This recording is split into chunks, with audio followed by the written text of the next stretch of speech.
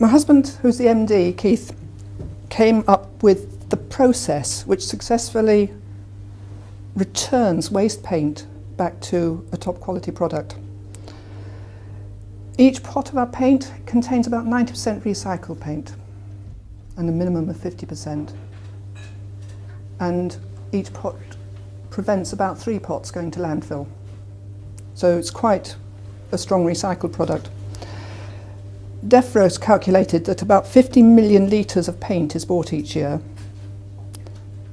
Of the paint that's bought each year goes to waste.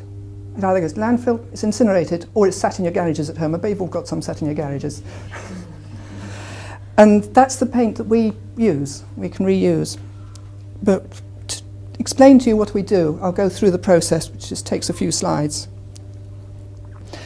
The waste is collected for us by the waste companies from domestic recycle sites. That's Veolia, CETA, Biffa, that sort of company. And it's collected from the domestic recycle sites or from industry. And it comes in these great big wheelie bins. Or the other way they're doing it now a lot is in IBCs. Does anyone know what an IBC is? It's a pallet-sized cube container. It's the best way of describing it. And it's made of plastic, but they just pile the paint in its original containers, and we get it that way. And that bin is full of them. And what we do is we sort it as soon as it comes in, and we remove any waste, any stuff from it we can't use. Anything we see that's high VOC, empty pots, all sorts of things like that get sorted. And we sort it and we get pots like that, loads of it. It's sorted to colour and finish and stacked ready for use. Then we carefully select the paint we want from that to make the colour we're looking for. So if it's white, we just take white paint. If it's magnolia, we just take magnolia paint. And sometimes we can add a few extra colours to it. But if we want a particular blue, we pick the blues that suit that colour. And we sort it and we put it into 200 litre drums.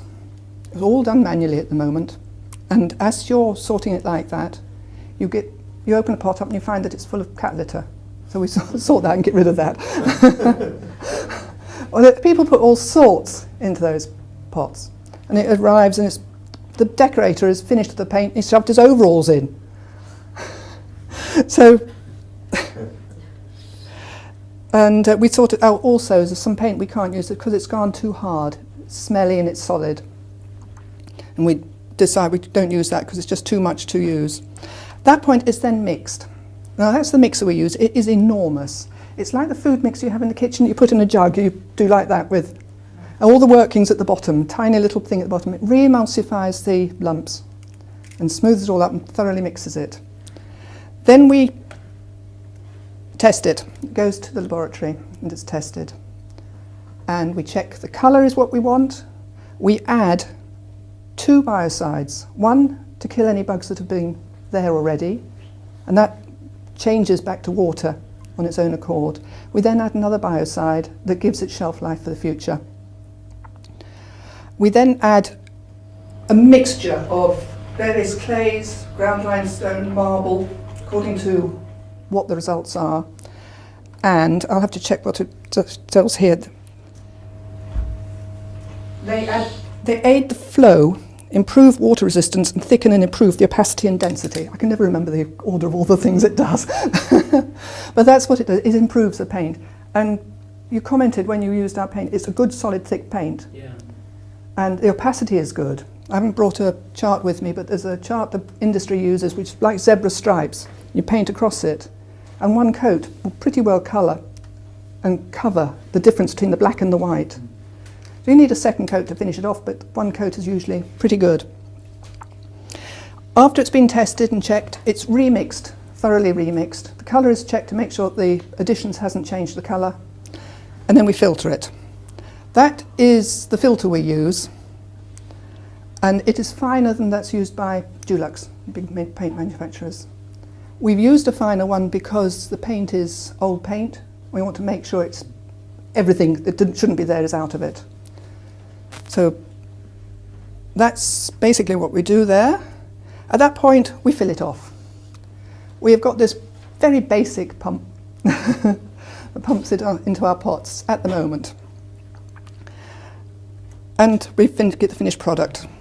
Is it just sort of emulsion style paint? It's just water-based emulsion paint, yes. Yep. How do you combat the colour differences between all the paints you collect? Do you have to bleach them, or do you...? No, we use the colour to make our colour. Okay. So we, like I said at the start, we sort through the paint and we sort through for the colour we want to make the colour we're looking for. So you're dictated by what you collect from the region Yeah. as to what stock you have? Yes. Wow. Yeah, we have an enormous amount of stock. Yeah. Tons of the stuff. Yeah. It's just sat there and we sort through it regularly, and you get to know which colours make the one you're looking for.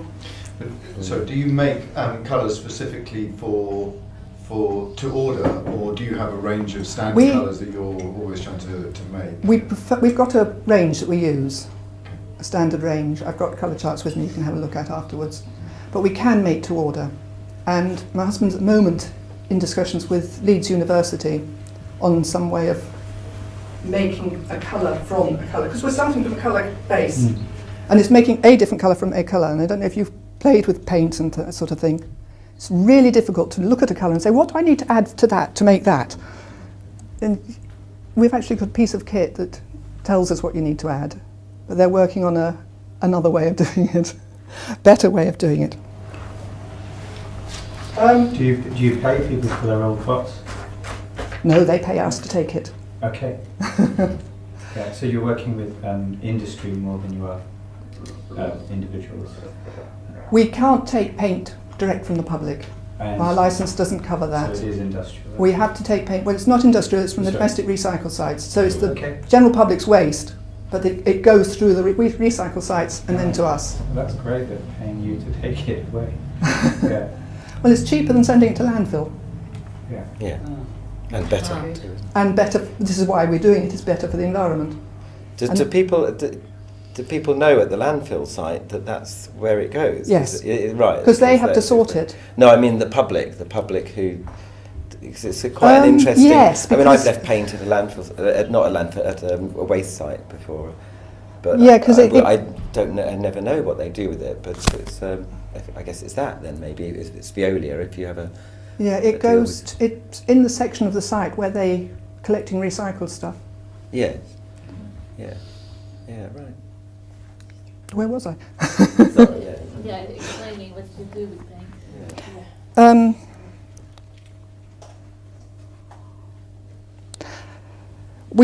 It's very cottage industry at the moment. We do it all by hand, very manually. But we produce in a quality and quantity that's okay for people like B&Q, brewers, and even Dulux are pleased with what we're doing. They like the idea and they do sponsor us. But the system we're using is being professionally looked at to see how it can be streamlined to be up to a larger scale. Now, where we've gone from here is that the market we're in, this is where the education comes in, is dominated by a few big names, those on there. And we had to work out how to wriggle into this market. Because apart from being a completely new concept, paint is not new. Everyone buys paint. We've just got to persuade the general public to buy our paint. And this has proved an enormously difficult game to play. We started off by joining the British Coatings Federation, which is the overall body that all the manufacturers who make various coatings, it's not only paint, it's fence paints, varnish, all sorts of things like that. They're all members of this body. And my husband, Keith, he sits on their technical committee for considering post-consumer waste. This is the issue that a lot of industries have got now. Have got to consider their product from the cradle to the grave. And so by sitting on that committee, we have been noticed by all top people, all the big companies. The number of times my husband goes somewhere and said, "Oh, you're Keith Harrison, I've seen you." He's seen his picture in magazines, this sort of thing. I've heard of you, I know you.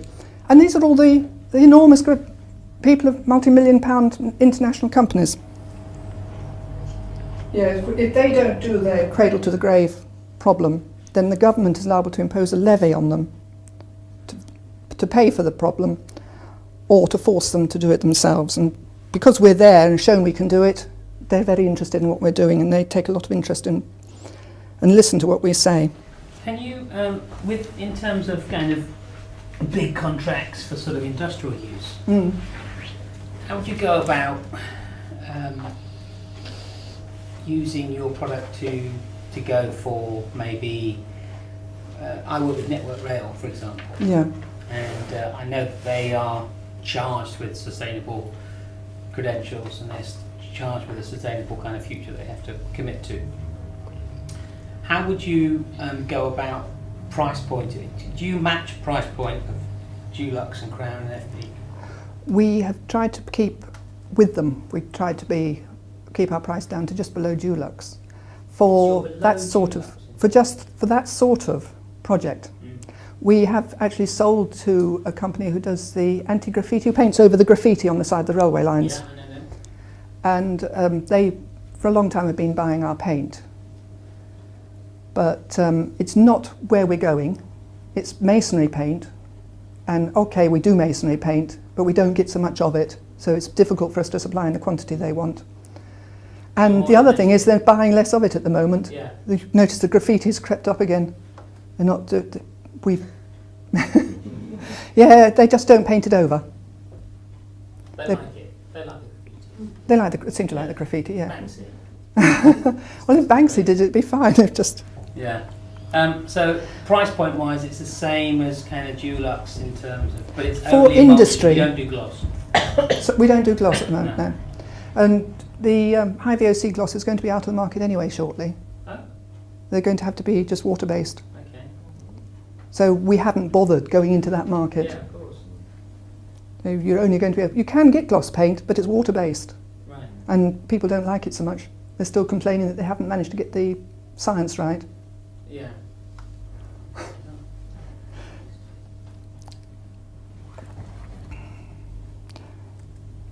Educating about the quality of the paint. People think it's recycled, it's smelly and lumpy.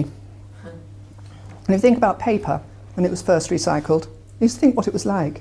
It was really gross stuff. It wasn't smelly, but it was brown and uneven. It was horrendous. And we had to overcome that problem. And people look at the paint and say, well, if you mix all the paint together, you're going to end up just brown. How do you get colours? I can tell you we've got a good range of colours. It's on there. All you do is you have to keep the colours separated. So you use one colour to make that colour. We have had some accidents in our time, but and it comes out smelly if you're not careful, but we've spent a lot of time, and when we first started, it was quite difficult to do, and we've worked out now what the right biocides are to get it right, and that are not affected by the previous biocides that are in there. So we've spent a lot of time and effort doing it, and the other thing was that the first articles we had, when we first started up, we were in newspapers, we were on the local TV, local radio, but all the advertising we had, all this beautiful free advertising, was all about the waste side of it. They did not mention the final product, the paint. So what we've done now is we are concentrating on the final product you were talking about. It's fine, yeah, everyone wants to recycle. I recycle everything. I just chuck it out the door and they recycle it. But it doesn't work unless somebody buys the product at the end.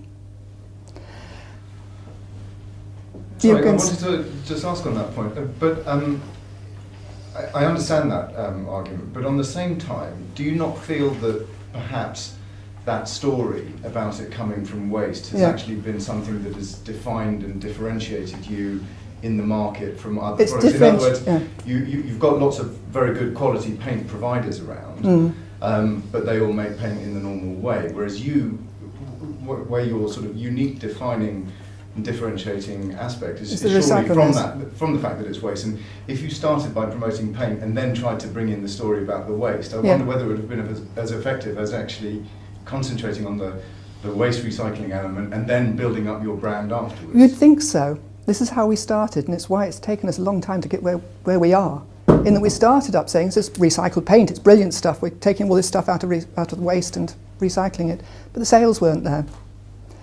People wanted to look at the paint. And this is what we've done, and we've managed to, and it seems to be moving ahead now, in that we've put the price up a bit. When it was too cheap, people said, it's cheap, must be smelly and bad, and thin and weak-kneed. So we put the price up, and it's like the cosmetics, if it's expensive, it must be good. Yeah. And it works. Don't go for cheap necessarily. If it's recycled, it doesn't have to be cheaper. The other thing is there's a lot more labour goes into making recycled stuff. It arrives, you've got to improve it from where it is. So now we're telling them that the new paint is beautiful paint, it just happens to be made from recycled paint. Yeah, but it's a point you're reaching now, but the first customers who helped you starting were sensitive to this waste thing first. Oh yes. I've got the same. But they still get. People want they still know it's product, there. but I mean, I don't know. I just wonder if it's not an organic, if it's not an obligatory, a compulsory passage where you went through first, which is to promote your name and yourself as the waste recycle company before the paint company, I'm saying. And now you're reaching a point where it's more productive to be a paint company, but you have already a name. You're already out there. We are, but we're still only a tiny little minnow. Yeah. Okay. I guess what's coming up from the last two sessions and now for me is the wisdom of this, people don't want to be educated. And it's that we could say that as a rule, but for myself what I'm starting to think is my customers don't necessarily think like I do. And I was tempted to put my hand up as well, say, oh, I don't mind being educated, but I'm going to buy something, I want to know about it. And that clearly we're all interested in this because that's the way that we are. We have that sensibility, but our customers not necessarily, because you don't want only green people to buy your paint. No. What we do is we sell a lovely paint, and we can give people the nice warm feeling that it happens to be green as well. Yeah, that's the secondary thing. Yeah. It almost, yes. Clinch the deal over and above anything That's else. right. Why should we buy your paint above any? The paint has got to be as good as anybody else's. So you've got to give people samples and say, look, there's the paint, it's wonderful. But then you've got to say, and on top of that, you can have this lovely warm feeling. It's difficult to sell to the councils, just where I'm going to, one of the things I'm going to say, because they look on price only. And the sustainable person in the council will say, oh, it's brilliant, I love this. But they go back to where they went to before. It's difficult to make them buy it all the time. So it's the quality of the paint. You've got to get over to people what the quality is like. The bulk buyers, which is the councils and such like, we've been into all sorts of councils. We've been accepted by 2 of the big buying consortiums, council buying consortiums. And they're meant to buy from the top of the list. In 1 or 2 places we have been top of the list. It's the best paint they should be buying. But they haven't even approached us. 1 or 2 of them we've talked to them all. We've given them samples. They've tried them. They'll say, okay, we'll have some, we'll put it on this project. And they use our paint just for a particular project. And then another little project they have. They won't put us down as the regular buy. Now why? Have you discovered why? We can't find out why. No. I think it's purely momentum. They want paint. We want to send those painters out. Oh, we can't buy Newlife Paints. We've got to order that from them and they'll get in later in the week. We want it now. Go down to B&Q and buy some paint. And that is what we've got. Your paint's not sold in B&Q? We're in B&Q for white. Okay. And this is one of our problems we have got to overcome by having our paint available in B&Q. So they can go down to the local B&Q or brewers or whoever and buy the paint. Have you asked them directly? Why? The councils. Why don't you buy it again? Because the one you talk to says, I'll find your project, I'll buy some paint. They don't answer. They answer what you want to hear or what they think you want to hear. And that is, yes, we'll buy some of your paint, but they don't get round to doing it. It's very, very weird and they're very difficult to work with. Sorry, can I just ask? I'm not sure if you'll come on, and if you do, if you are going to. I'm not clear what your main target markets are. In other words, we're talking about the council, we're talking about industrial, we're talking about consumers, or is it retail? Our market is everywhere. Anyone who buys paint is our market, to be honest. We're quite happy to sell to councils. I've been to housing developers. We've been to all sorts of people, and they say, yeah, I like the idea. But to be honest, from a brand perspective, I mean, if you have a paint brand that you're portraying as a high quality, good quality paint, my impression, I know nothing about paint, is general public. Is that a council wouldn't be buying a Farrow and Ball type paint for their housing project. It's a completely different type of product. No, that's so right. have you, are you aiming at just anyone? We've got two different paint brands. We've got the Reborn is a designer paint. It's priced at the low end of the designer market, along with the Farrow and Balls and that sort of thing. And it's a nicer paint than Farrow and Ball. Nobody from Farrow and Ball here, is there? Our paint was used on DIY SOS. And when they produced the paint, the decorator said, oh God, it's not another eco paint. I hate that stuff. We had that last week. It wouldn't work. Couldn't do it. And they said, try it. Give it a go. Something different. Try it and then tell us what you think. So the decorators used it and they said it was brilliant. But being on DIY SOS doesn't help us. There was no advertising came through whatsoever. There is a psychology around most green services and products that they are poor quality. Yeah. That is just solar panels don't work. Recycled paper bleeds when you put ink on it. These kinds of ideas. Yeah. And it's a problem you have to overcome if you're doing recycled. But they used recycled aluminium to make the Spitfires during the war. Was there any problem with them? So even eco builders say aren't using you? We're slowly working our way in with them. They have to persuade their customer that they want to have an eco paint. So you're talking to the tradesman, and we've got several eco builders who use our paint, but they don't use it every time because they've still got to talk to their customer. So you've got to talk to the general public and persuade them that they want to use a recycled thing, and get it through that way, and then they can go to the tradesman who's doing the work. Sorry. But what we are doing is the market's dominated by big names, and we've got in with those, and we're talking very much with Dulux.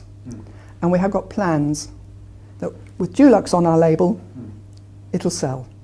We've already got them on saying the paint process is sponsored by Dulux. They do support us quite nicely. But they're thinking deeper thoughts. And I can't go into the detail, but it's very, very interesting. So you may yet see us out there in a big way. But when you started talking, I thought that someone's going to buy your company soon, try to partner, whatever.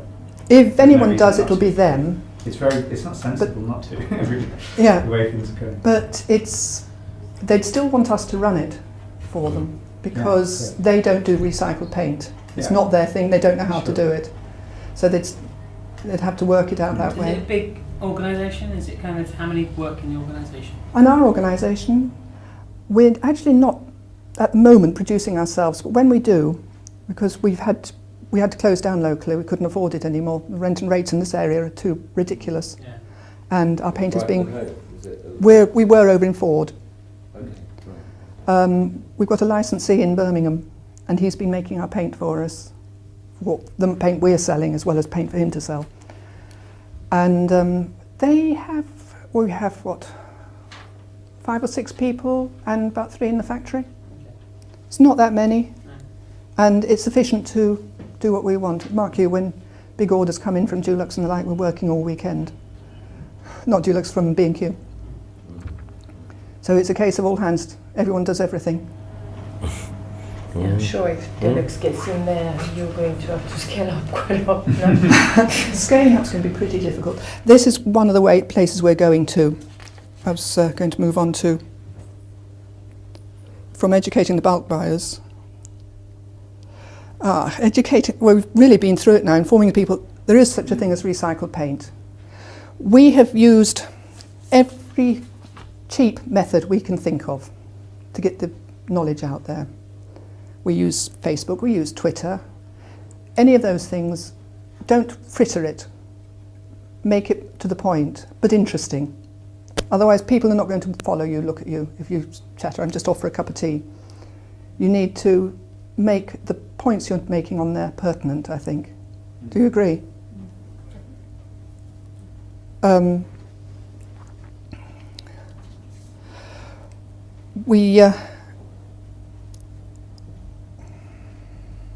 Oh yeah, magazines and such like. We have endless calls from people wanting to sell us a bit of advertising space and this sort of thing.